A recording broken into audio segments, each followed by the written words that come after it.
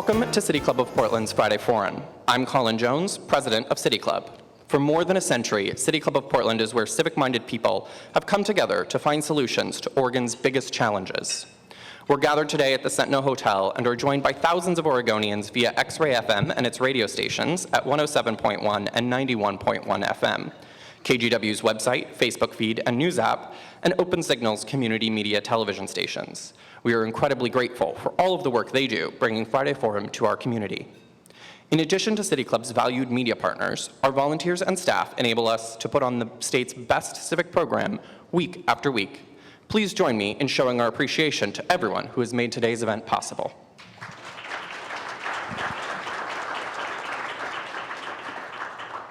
Today, we're talking about atmospheric carbon pollution, and we are joined by an incredible panel to tell us what we might do about it here in Oregon. In March, House Speaker Tina Kotek and Senate President Peter Courtney announced that they will convene and co-chair a joint committee on carbon reduction. Many believe that the committee's work will lead to legislation that will cap carbon emissions and generate revenue that can be applied to creating jobs in the renewable energy sector.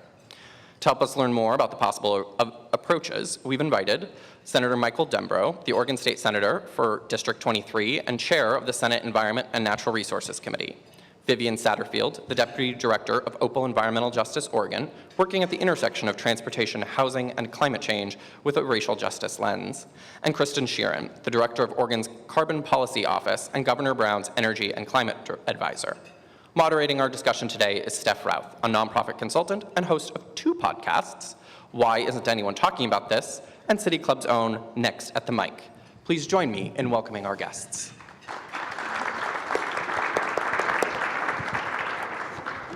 Thank you, Colin, and thank you all for being here. Climate change is a monster. It is a real presence in our lives, yet elusive, amorphous. It is not something we can touch in reality, nor was it conjured in fiction. For some, climate change is the existential threat of our generation. For others, it is little more than a boogeyman fabricated for political gain. Climate change is global, yet also for many of us profoundly personal. So to begin, I would like to ask everyone here today or listening in to take a few seconds and imagine what a monster called climate change looks like to you. Thank you for your indulgence. Okay, there is a growing, nearly unanimous agreement that the monster you're picturing in your head is real, but deep and meaningful debate exists on how we deal with it and whether we even can. Today, we discuss one approach with the Clean Energy Jobs Bill, an effort to reduce Oregon's carbon emissions, create jobs, and slay the climate change monster you now have an image of, which you're welcome. So to kick us off, Senator Dembrow, what was the genesis of the Clean Energy Jobs Bill, and what has gotten us to where we are now? Thank you, Steph. That is a very long story, and I could spend a lot of time telling you, but you have 3 minutes. Yes, let me try to do it really fast. You know, Oregon has been working on the challenge of addressing climate change for a number of years, really since at least the 1990s.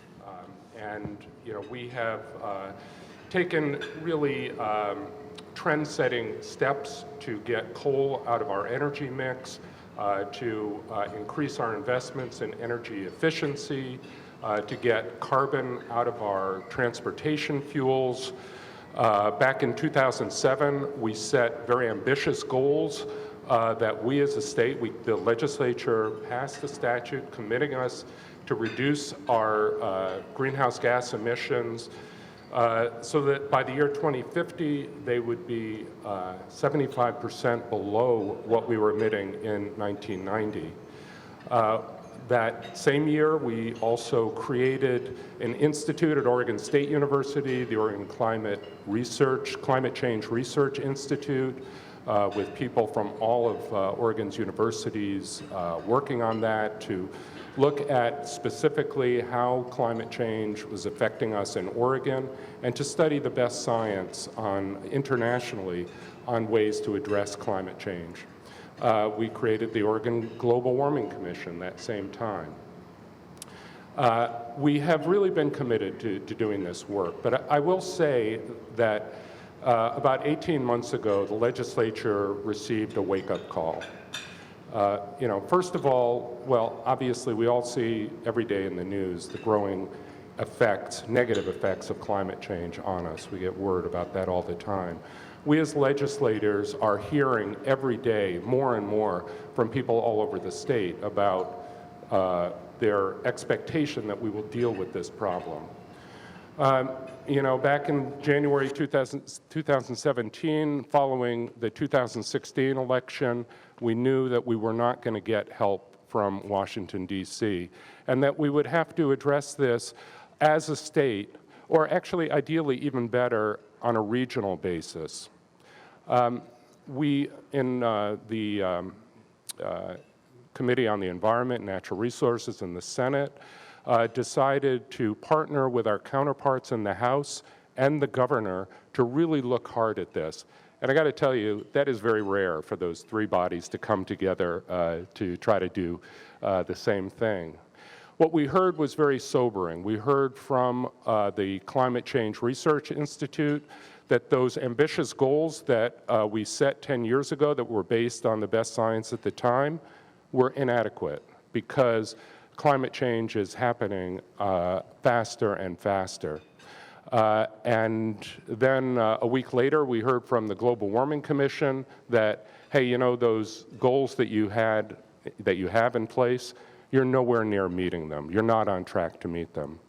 And so that got us really committed to work throughout the 2017 session to find a program that would give us the discipline to get to those goals that we need to reach by 2050.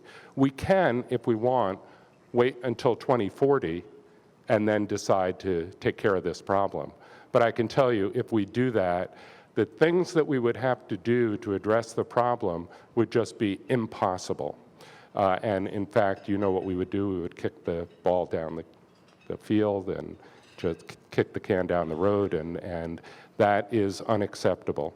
So through a series of meetings that we had in 17, we came to decide that we needed to come up with a program that would do three things that would put us on track to reduce our carbon emissions year by year by year between now and 2050 through a program of pricing carbon, internalize the real price of carbon as a vehicle for reducing our emissions year by year. And that would also, our goal here is to take carbon out of the atmosphere. And the way to do that is to lessen the amount that we're putting in, but also to take carbon that's in the atmosphere and get it sequestered down here in trees, in fields. And I don't need to tell you, this is something that Oregon can do really well, is grow trees. And so the sequestration part of it became really important. And then, of course, we know that despite our best efforts, climate change is happening, will continue to happen to some extent. And so what can we do to help communities adapt to the effects of climate change, become more resilient? We also wanted to make sure that we did this in a way that would not hurt Oregon's economy and not just cause our industry to flee the state and go and pollute in the next state. Because climate change is a global problem. It doesn't help by somebody leaving the state. It would be better to keep them here, get them on a program that is leading them gradually but inexorably towards more efficiency and more reduction.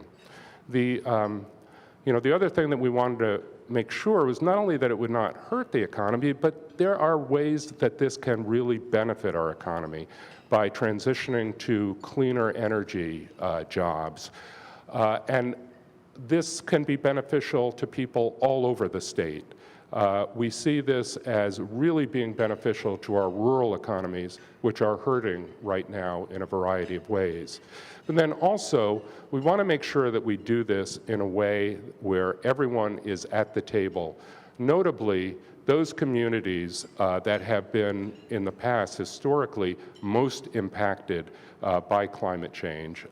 Those are what we often call environmental justice communities, or impacted communities, low income, often communities of color, urban, rural. We want to make, and they are often not part of the conversation or at the table. We wanted to do this in a way where they would be. And we also wanted to do this in a way that would be a model for other states in terms of being deliberate, transparent, a lot of accountability built into it. And so towards that end, at the end of the 2017 session, well, let me just say, we kind of thought that this was something that we would come back to in 2019, in the long session that's upcoming. But we came under a lot of pressure from people. Don't wait, give it a shot. See what you can do. Try it in the 2018 session. And we committed to doing that. And I'm glad we did, because it caused us to do a lot of work that if our target had been the 2019 session, you know, we probably would be getting started now. But instead, we had a very ambitious program of work groups that began last summer. Vivian was on one. Kristen was, well, she kept showing up.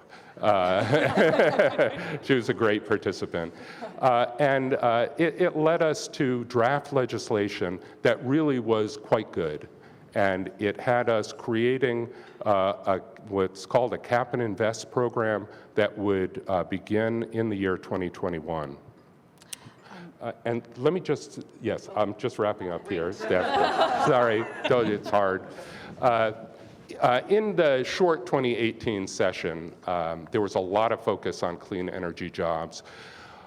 We had a sense pretty early on that we were not going to be able to be successful in that session, but we got commitments from a lot of people that they would support it in 2019. And in fact, commitments that I believe are a majority of both chambers of the legislature.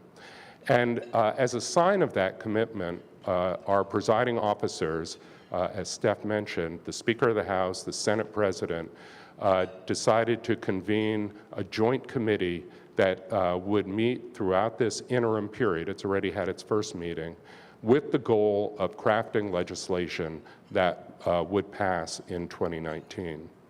The other thing that we did at the end of the 2018 session was we allocated the funds to create a new carbon office within the governor's office. And the chair, the head, the director of that office is sitting right beside me, and I'm really happy to turn it over to her. I'm anticipating a question from Steph that will be directed to this very talented woman to my right, And Kristen. you would be correct right after I say this. For our radio audience, this is City Club of Portland's Friday Forum. I'm Steph Routh. With me today are Michael Dembrow, Oregon Center for District 23, Vivian Satterfield, Deputy Director of OPAL, Environmental Justice Oregon, and Dr. Kristen Sheeran, Director of Oregon's Carbon Policy Office and Governor Brown's Energy and Climate Advisor. Thank you for that perfect segue. So Dr. Sheeran, can you share some background about the Carbon Policy Office to which Senator Dembrow just alluded? Sure, and thank you very much for having me here today to be part of this discussion. This is obviously an issue that's very near and dear to me. As Senator Dembrow sort of described the problem statement, and that problem statement for the state right now is that we passed back in 2007 science-based greenhouse gas pollution reduction goals, and despite all of the progress we've made as a state, we're still not on a trajectory for meeting those goals. So building off of the momentum that was created last session around a statewide carbon pricing framework, the legislature created the Carbon Policy Office to continue to lead on both the research and analysis, as well as dialogue with stakeholders across Oregon so that we can identify what the best pathways forward are for Oregon to achieve our state greenhouse gas reduction goals while continuing to grow our economy. And I'm optimistic that we'll be able to do this, as I think most people in this room probably know that here in Oregon, we have a very proud legacy of having led on environmental stewardship. And based on that experience, we know that we can meet the challenge of climate change while growing our economy. These are not mutually exclusive goals. In fact, they're both moral imperatives. They're both moral imperatives because we know that climate change is already impacting every Oregonian in all parts of the state, but that certain communities are more vulnerable. Our rural communities, our low-income communities, our communities of color, they're already experiencing the impacts, and that's going to exacerbate disparities that we already have across our state. And so that's why we have to find the way to do this that can achieve those goals with certainty and reliably, but protect vulnerable populations in the process. And so that's the challenge for the Carbon Policy Office, working in tandem with the Joint Committee on Carbon Reduction, and I couldn't be more honored to be a part of that effort for Oregon this year. Thank you. Thank you very much. And to Vivian Satterfield, Opal, we've been talking a little bit about what's happening at the state stage. Opal Environmental Justice Oregon's work is really community focused on environmental justice. So can you talk about how do you define environmental justice, and how does it and community-based organized relating to carbon policy? It's so great to be here and to be on this panel with such a wonderful moderator as well, so thank you. I've been doing work at OPAL, which stands for Organizing People, Activating Leaders, for the past 6 years, and the sort of impact that OPAL has in our grassroots organizing model paired with policy development and advocacy has resulted in a lot of local wins, actually, which reflect a science and research-based and paired with frontline-centered model, such as here in Portland, the extension of transfer times on TriMet and the ongoing advocacy that we have to secure and expand the youth transit benefit, Youth Pass. So we know that when we engage, educate, activate frontline communities, that the solutions will come to the forefront that actually benefit us all. We all reap those sorts of benefits. Recognizing that climate change is an issue that impacts all of us, and we come from global communities. Our communities have global families. Actually, all of my family lives outside of the United States, so there's nothing more impactful to address what hits us here at home than really looking at the global level. And climate change is that monster. It is that beast, right? So our engagement, here locally and also working around the state to understand and center frontline leadership has really brought us to this conversation and deep engagement, both in the process that's happening at the state, but also within communities themselves as they're addressing frontline fights around pollution, around environmental racism, things that impact us in the communities where we live, work, play, and pray.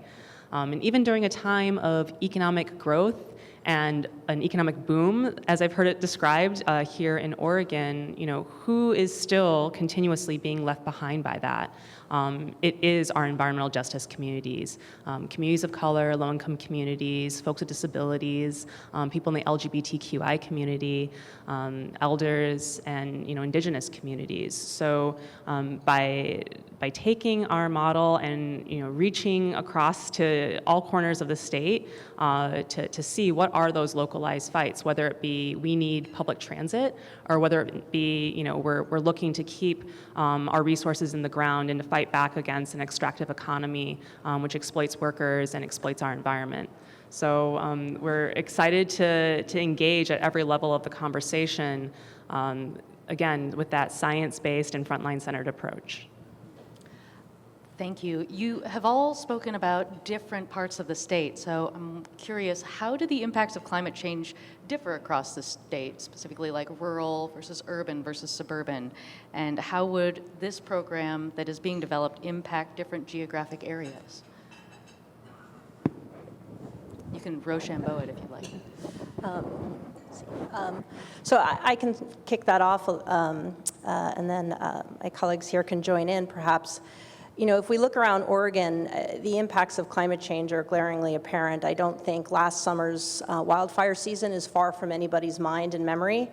The wildfire that sort of literally brought the smoke to Portland and shut us down for a couple of weeks posing some very serious health quality issues for vulnerable people, including my own son, who's asthmatic and spent the better part of 2.5 weeks sequestered indoors.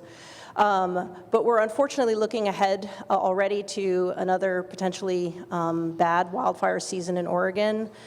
We had, again, another drier than normal winter and much hotter spring. We've had a drought declaration declared in many Oregon counties and more anticipated.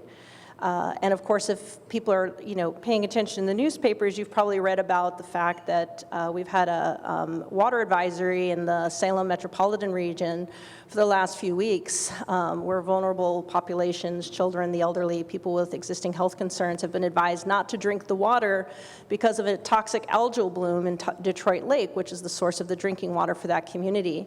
Well, what scientists are telling us is that we can expect more of those types of algal blooms as we go forward, that this one that we're experiencing now is likely, at least in due part, a result of the hotter, drier temperatures that area has experienced. Fixing that problem over the long term will require major investments in infrastructure upgrade.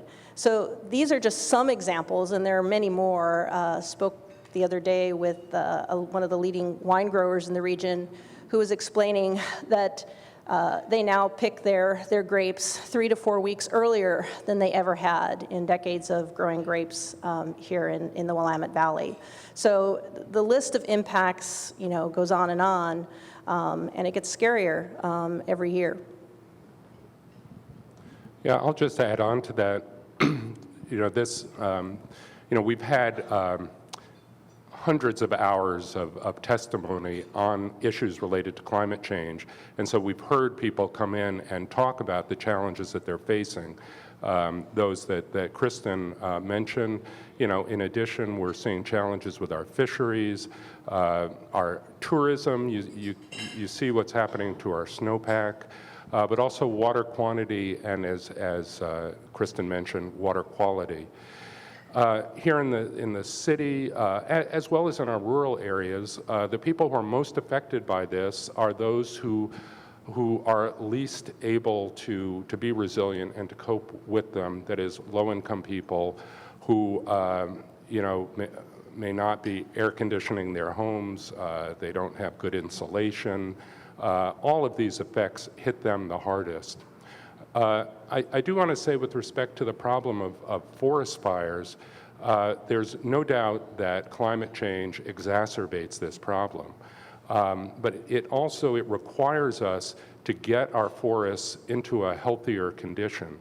To have trees that are older, more resilient, more resistant to fire and to disease, getting them onto longer harvesting cycles, but there's expense there. And so one of the things that we're looking at is how can we use this program in order to incentivize and encourage longer harvesting cycles, more employment in our forests due to sustainability jobs, keeping the forests healthy. And so things that are problems as a result of climate change can also become economic solutions depending on how seriously we address them. That's great. Thank you. And I want to get, you are mentioning industry shifts, and I want to get there. But before that, going back to impacted communities, we talk about what process and inclusion looks like for the next several months as they're developing the bill. Like, who is at the table? How are we ensuring that communities who are most impacted are the ones who are helping develop policies and kind of tease out some of those needs and challenges towards solutions? Kristen, you want to say something about the utility group, work group? Sure. So I would just say in general, the approach that we're taking is to engage in dialogue with all of the stakeholders and interested parties across the state, from our impacted communities to our tribal leaders, to our urban communities, representatives of our rural communities, as well as our industries, those who would be directly regulated and those who look to what are the broader sort of macroeconomic implications of a program such as this.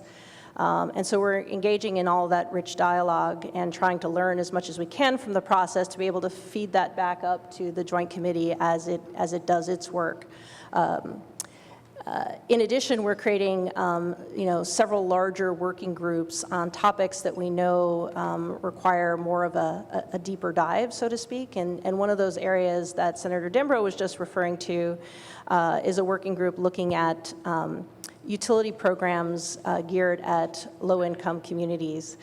We have quite a few of them already on the books here in Oregon, and certainly as we're looking ahead to carbon policy and to a federal administration that could, at the back end of many of those programs, make some changes, it's time for us to take stock as a state and really understand sort of what those programs are, what communities they're serving, how well they're serving those communities, and whether there are opportunities to make changes or improvements going forward. So that's just one example of several different working groups we have established. Policymaking sounds like a lot of conversation, doesn't it? And so there's an inherent tension, right, with the need to deeply engage and enter into conversations for some communities for the very first time on a critical issue and as pertinent and urgent an issue such as climate change, and the need to do something, because truly, what is the time on the clock of the world right now where we stand? So, that's in our infrastructure, our policy-making structures, with all due respect to our leaders here, is not set up for bringing people along for the conversation for the very first time. And that's exactly why community-based organizations are such a critical component to that, to deliver the sort of analysis, deliver the education that's needed, meeting communities where they're at, and making these technical, jargony processes and complex topics resonant and relevant to communities at a local level. And so, we believe at Opal that, a good statewide system or legislation should actually set up the framework that actually allows for that local innovation to come in and that local voice and the self-determination of communities to say, these are our issues, and this is how it relates to the framework that the state has set up. And let me say that representatives of environmental justice communities have not been reluctant to come forward and make their voices heard. And we have heard, because their goals are really consistent, I believe, with the values of the people who are trying to put this program together. So, in the legislation, as in its current form, 60% of all investments coming out of our investment fund go to the benefit of impacted communities, communities of color, low income, tribes, all over the state. We have a steering committee that will be overseeing the process and recommending further projects and helping with the accountability of, are we actually doing what we have committed to doing? And of that group, a third of that body are from impacted communities or tribes. And so it really is important that they be at the table and not just on an occasional basis, but have it really built into the system. I'm very happy to say when we had last year, we had our first, during the short session, the 2018 session, we had our first hearing on clean energy jobs, and my counterpart in the House, Chair Ken Helm, Representative Ken Helm from Beaverton, he and I decided that we would start it off hearing testimony from representatives from our tribes here in Oregon, because we knew that they were going to project the values that this program is all about, which is something that will benefit all Oregonians, not just now, not just next year, but for generations into the future. Thank you. For our radio audience, this is City Club of Portland's Friday Forum. I'm Steph Routh. With me today are Michael Dembro, Oregon Senator for District 23, Vivian Satterfield, Deputy Director of Opal Environmental Justice Oregon, and Dr. Kristen Sheeran, Director of Oregon's Carbon Policy Office and Governor Brown's Energy and Climate Advisor. I can't believe we only have 5 minutes left, but we'll try. We were talking about the investment fund and reinvestment of the dollars. If we could focus a little bit on industries who will be creating those investment dollars. The thing has been titled the Clean Energy Jobs Bill, so let's talk about jobs. How do you see industry shifting or not in order to meet Oregon's climate goals? And what opportunities and challenges are likely to emerge as a result of this policy? Kristen, could I ask you? Sure. So, the policy framework that has been in play in Oregon, the cap and trade or the cap and invest style framework, is designed so that you have a firm cap on on greenhouse gas emissions. That's what delivers the environmental benefit we're seeking. And then there is a system of sort of tradable pollution permits or allowances that underlie that cap as the compliance vehicle. And the benefit of that from industry's perspective is that this is not a bill that requires that any particular industry or business reduce its pollution by a set amount. Rather, it requires a set amount of reduction across the economy and provides flexibility to businesses and to figure out where those reductions cost the least. So the benefit of an approach like this from an economics perspective, and that's my background, is that we're going to use the price signal and the market to direct emissions reductions to the sectors of our economy where we know we can reduce emissions at low cost, and in areas where the technologies are not as fully advanced for emissions reductions, or our businesses have already sort of exhausted most of the good opportunities for reducing emissions, they will have the ability to comply through the obtainment of one of those pollution allowances. That's how we can provide the most cost-effective approach to achieving those reductions in a way that we believe, if we do it right, can continue to keep our existing industries whole while incentivizing the growth and development of new industries, which are based on clean energy and clean technologies. One of the things that I said earlier was that given the lack of leadership in DC, we're going to have to go at this on a regional basis.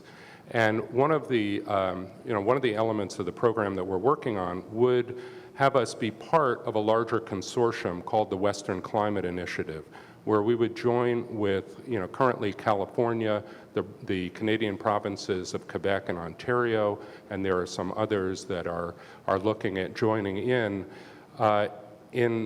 order to do this work. We have seen a similar system in place for power plants in the northeast part of the country, the New England states, the mid-Atlantic states. And in all those areas where we have seen this cap and invest kind of approach at work, it has been very successful. Their economies are doing really well.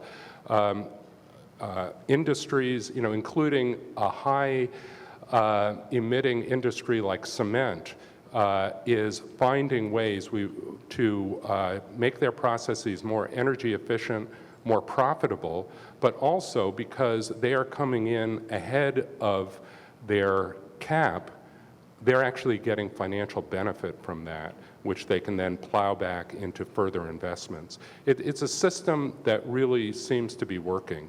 And in California, you may not know this, but they've had their program in place for several years now. And just a year ago, their legislature renewed their commitment to this program with 2/3 support of each of their chambers and the support of every major industry group, every major business group. And so it seems to be a model that's worth pursuing. Thank you. when we're talking about the Northwest. This will be the last question. You have up to a whopping 30 seconds each, if you choose. So in the vast sea, we talked about global and we've talked about Oregon and local. In the vast sea of global climate change, Oregon, lovely little Oregon, is a small bit player. So why does what Oregon is doing around carbon policy matter? I'll start. You know, I know from my colleagues in other states that all eyes are on Oregon right now. Everybody's waiting for the next state after California to take this step. You know, the next state after California, which will be the first normal state, right, to do this, and to do it in a way that will work and that will actually benefit our economy. So I would say that that is probably the major reason. But there's always also the ethical reason. We can't ask other people to do what we're not prepared to do ourselves. But third, also, we really do believe that this can be good for our economy in many, many ways. So I would answer that in two ways. One, as I previously alluded, we have a moral obligation to address this challenge. Secondly, climate change is real. We're going to be living in a climate and therefore a carbon-constrained future. The states and economies that step out earliest in making that transition will be the ones that are best positioned to succeed in that new reality that we find ourselves with. And similarly, we need to be making the investments, particularly in our rural communities, our natural resource sectors, so that we can respond to the climate change impacts that we know we've already, unfortunately, set into motion as a global community. I feel like I can say this because I'm not from Oregon originally, but I've always been struck by Oregon exceptionalism. And that is good in a lot of ways. And there's also ways in which it hinders us. And so I think that, this is important for our state at this particular point in time because we still have structures which are constraining our ability to truly be a leader. So I'm interested as we engage deeply in these conversations, how we can visit for example, the Highway Trust Fund, which restricts the uses of transportation dollars, to talk meaningfully about our responsibility to address Jordan Cove LNG, which is happening in Southern Oregon, and our food supply chain. Team, we have been given a time lottery. We have a few more minutes, so this is great because I have so many questions. So we were talking, Kristen, you were talking about getting out early on carbon policy, but we're not out first. So our neighbors to the north and south, as the senator mentioned, have also been working to implement carbon policy. So what are we learning from them in terms of both their process and their outcomes so far? Senator, could I ask you? Sure. Should Yes, I? please do. Yeah, a lot. We learned a lot from California. California, to their credit, got out early and took action, made mistakes, and learned from those mistakes and improved their system. Can you give an example of what were some of the mistakes from what you saw? Well, yeah, Vivian. Sorry, I don't mean to, no shade. I mean, one of the things that I would point to is in the original, I would point to two things. In the original conception, the needs of impacted communities were really not front and center. And actually, after they created their program, there was a subsequent ballot measure that made sure that investments would go to people from impacted communities. That's something that we're not going to do. We're going to bring that consideration in up front. The second thing I would say is what California did initially was they passed legislation that said we want a cap and trade system. Air Resources Board, which is the equivalent of our DEQ, create it. And as a result of that, there was not a lot of legislative buy-in to the program. For us here, the legislature, working with the governor, is really leading this effort. And we are, I think we're creating a program that's going to be the better for it. In California, they had to come back to it when they renewed their plan, re-educate all the legislators. It was kind of in jeopardy for a while, but we learned from that. We need to have a program where the legislature is leading through a very public, accountable process. And Kristen, to that point, one of the charges of the Carbon Policy Office is to commission studies so that we learn not just from our neighbors, but from ourselves. And so what are some of could you give us a preview of coming attractions? Sure. What might those studies be? Coming soon to a desk near you. It's white paper. Sure. There'll be quite a few things we're looking at in the year ahead. Maybe I'll point to two that are already close to being underway that the legislature specifically had requested. So one gets to this question around our working in natural landscapes in Oregon, our forest lands in particular, and the role they play in climate change as one of the most productive sources of carbon sequestration and sinking that carbon long term. So a study that can more comprehensively inventory, what's the status of carbon in our forests, so that we can have informed conversations around how we might incentivize protection of that forest carbon, enhancement of that forest carbon through voluntary measures going forward. The second area is to dive deeper into looking at some of our industries that are often referred to as sort of emissions intensive and trade exposed. So these are oftentimes manufacturers who are producing product here in Oregon. The production of that product requires a lot of energy, either directly on site or purchased through utility. And they sell their products in often global markets and sometimes in markets where carbon is not regulated or priced.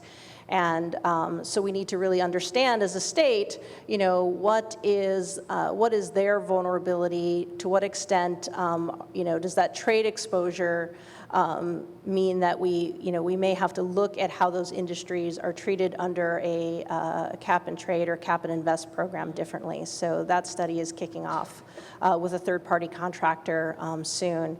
And then in addition, we'll be doing, working with, again, third-party contractors to really understand sort of other economic and social impacts associated with the bill, so that whatever we propose for Oregon is, it's the best program for Oregon based on what we know about our state, what we hear is important and consistent with the values of Oregonians, and of course drawing on the lessons and the experiences of not just California, but the multiple jurisdictions and countries around the world that are currently pricing carbon in some capacity. To conclude this part of it, first of all, you have all been really great about not getting too far into the weeds because we weren't supposed to, but I'm going to touch a frond, and that frond is called transportation. So can new carbon markets create revenue sources for sustainable transportation, which is, the industry, the greatest source of greenhouse gas emissions in the state, such as enhanced transit? Or transportation's cousin, which is efficient and affordable housing. Vivian. So this is a big one. I mean, the transportation sector accounts for a very large percentage, about 40%. There's many people in this room who could give me the exact number off the top of their head of emissions in our state. So to address climate change means that we have to address transportation. We had a big package, HB 2017 last year, which made massive investments in a variety of transportation innovation, including really doubling down on our investment in active transportation, in public transit operations, in bikeways, and in other ways that we can address better ways to get around that doesn't impact and worsen our air quality, that actually reduces GHG emissions. But we have this thing called the Highway Trust Fund, which really restricts the way that we can use that revenue. And it's been conservatively sort of interpreted as only for the road right-of-way, which for those who think that highways need to be expanded, that probably gives them glee.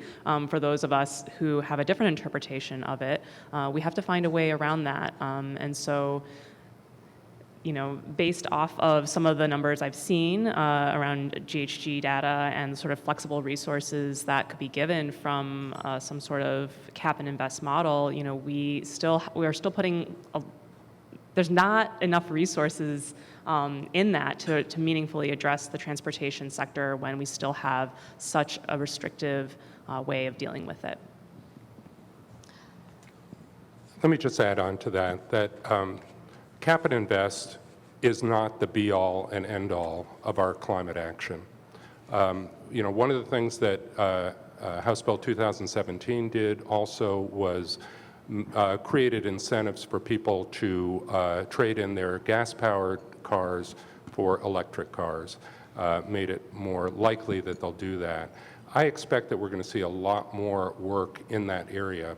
We believe that some cap-and-trade funds can be used for to help with charging stations and some things like that. We need to get more people into electric vehicles. Okay, I drive an electric car and I love it, but I think we need to make it easier. I just said bicycles are okay too. Yeah, yes. I came here by bike. Thank you all so much. Let's now go to the audience for some questions. Everyone watching or listening today is welcome to ask a question. If you've written a question on an index card, hold it high for City Club staff to collect. You can also submit questions via Twitter using the hashtag #FridayForum. We invite City Club members to ask their questions at the microphone, way to pattern good behavior. Asking questions at the microphone is a benefit of City Club membership, and membership is open to everyone. So please identify yourself as a City Club member and ask one question in 30 seconds or less. Thank you. Virginia Cornyn, City Club member. This is not specifically cap and invest, but definitely impacts air quality, and it's recycling. We're known for recycling, but the market for those goods has dried up. China's no longer accepting a lot of the plastics. Is some of the money in the state going to be used to invest in alternatives to plastic and/or industries that can take that plastic and take it out of the landfill and make it useful? Well, that is an important issue. We are not really looking at that at this time. Right now, the legislation, the only way that it intersects with landfills is to encourage landfills to trap their methane emissions and use it to create renewable gas or electricity.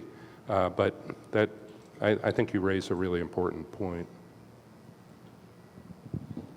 Mike Litt, City Club member. The proposed Jordan Cove Pacific Connector liquid natural gas project would be by far the largest greenhouse gas emitter in our state if it is built. Most of these emissions would be fugitive methane arising from fracking, transport, and processing of natural gas. How would this LNG project be affected by the Clean Energy Jobs law if it is passed? So the way that we're thinking about a cap and trade or cap and invest program in Oregon, the cap would apply to greenhouse gas emissions in our state. So to the extent that the proposed Jordan Cove facility or any other proposed new facility coming into Oregon would be a source of in-state greenhouse gas emissions, they would be reporting those emissions to the Department of Environmental Quality, and those they would then hold an obligation to comply underneath the cap, which means that they, like any regulated entity, would have to acquire an emissions allowance to be in compliance with state law. So this program would make the Jordan Cove operation more expensive. When it was first proposed, the idea was that the energy needed to liquefy the gas would come from offshore wind sources, which was kind of an exciting prospect, to be honest, to see offshore wind developed in that area off of Coos Bay. Great wind, some of the best wind in the world. Now I sound like Donald Trump. No, but in fact, it was decided that that would be too expensive, and so The plan is to burn gas in order to liquefy gas, and that does create real problems. It certainly creates problems for me, and I think for a number of people, but they would come under the cap. And in our engagement with the frontline communities for which Jordan Cove is their backyard, this would be directly impacting them. Their view is to keep it in the ground. It's an extractive project. It's extractive for workers, and we would encourage to find other ways of keeping our natural resources in the ground. Ted Kay, City Club member. You've made a strong case for why Oregon should address the carbon issue. In 2013, City Club adopted and published its report on air toxics that concluded that air toxics present a measurable threat to the health and welfare of Oregonians in general and Portlanders in particular. The Oregon DEQ estimates that exhaust from older diesel engines alone costs the state over $3.5 billion per year in premature deaths, increased cancers, asthma-related hospitalizations, and increased costs of health care, especially among vulnerable populations. Considering the immediacy and huge size of our regional and local problem with toxics, does it really make sense for Oregon to prioritize expending limited resources on carbon, which is really a global issue, rather than reducing toxics? Well, I'll just say I don't really see this as an either-or, and I see that a lot of the action that we'll be doing under clean energy jobs will have co-benefits in terms of our air quality. There is no doubt that the diesel problem is a huge one, particularly for us here in the metro area, but also in other parts of the state. And I promise you that the legislature will be taking action next session. As we have already begun, we are cleaning up all of the school buses in the state. We're going to see that extended much more aggressively in the next session. We're also looking at the state on how we are going to allocate the funds from the Volkswagen settlement, and there's been a lot of proposals around how we can be using that to address our transportation sector, address diesel, which, as you rightly point out, also is addressing air quality in our region. And while it's great for those who are able to drive a hybrid or electric vehicle, recognizing that many of our communities can't afford that upfront cost, and so there's a lot of conversations and trying to figure out ways in which we can not just think about solutions to our transportation sector as, well, just everyone needs a zero emissions vehicle, but is that really addressing the displacement that is happening in our communities that exacerbates housing costs, which means that people actually have no choice but to drive a single occupancy vehicle? And how can we actually be expanding our transportation options?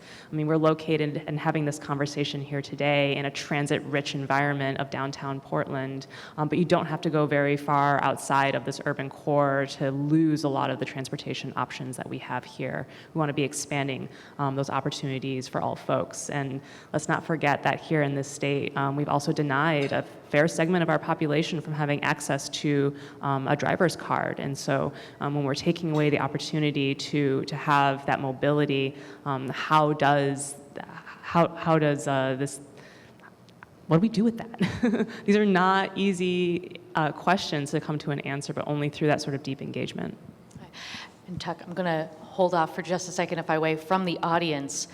Can you explain the carbon pricing model? Actually, who thinks they can do it in the shortest period of time with the fewest words? Okay.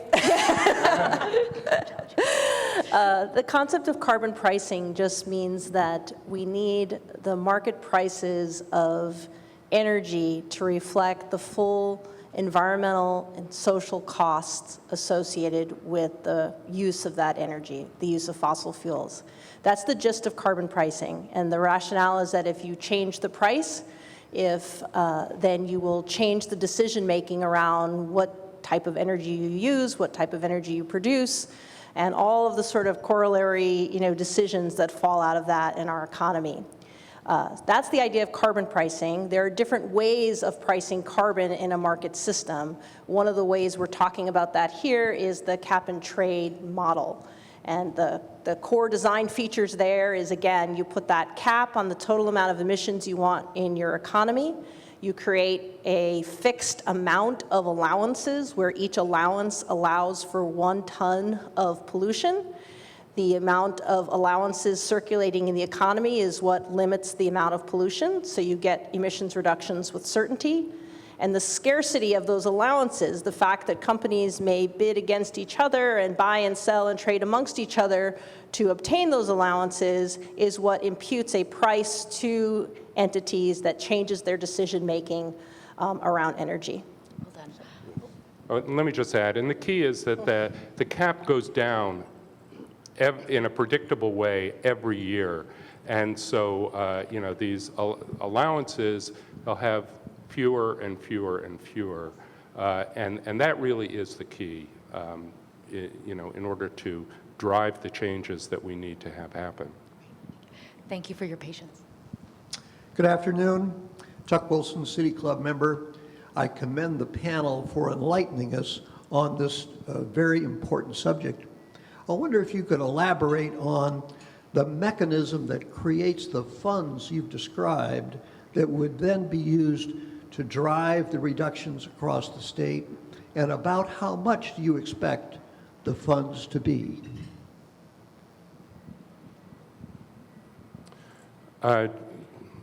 Again, we're staying way up in the 30,000 foot level, but largely those allowances need to be purchased from the state, and that generates the resources that can then be reinvested in actions that will reduce emissions and also make it easier for people to transition into this new arena where fossil fuels may be priced higher.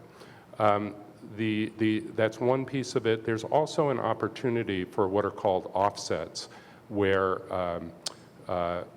the areas that are not regulated under this system include agriculture and forestry.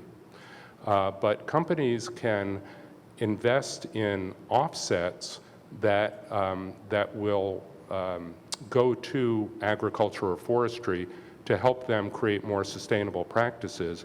So it becomes an incentive for those non-regulated parts of the state to become more efficient as well. Did that do it? I'd give him an A on that answer, his Econ 101.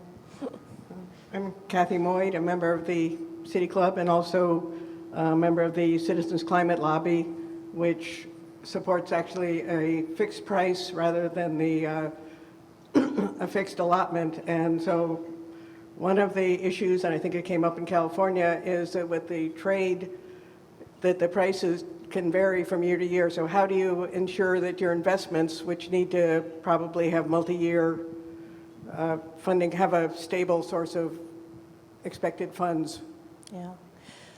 So, from our perspective, coming from the governor's office, the primary problem we're trying to solve here in the state is, the need for more greenhouse gas emissions reduction and getting us back on a trajectory to achieving our state goals.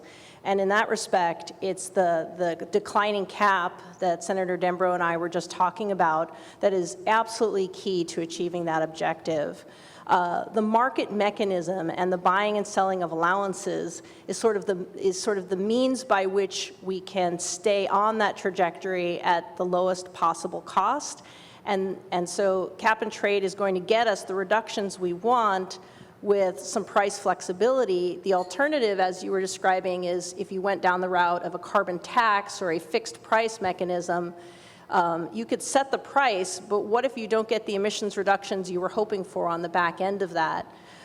So for us, it's really about the emissions reductions, and that's why the declining cap is important to our considerations. My question is really about the stability for the investment part of it. The Yeah, well, you know, thank you. One of the characteristics of the program is there's a floor on the allowances that will go up, I don't know, 5% a year or something like that each year. And the experience has been that the price has really been close to the floor. And so, you know, we think that it actually will be quite predictable. So stay tuned for coming attractions in the coming months. Thank you. I know we all have a lot more questions that we would like to ask, but unfortunately our time is up and we need to pause the discussion for now. Please join me in thanking our panel for being here today, and a special thank you to Bobby Regan for producing today's program. Thank you all for coming. We hope to see you next week, and we are adjourned.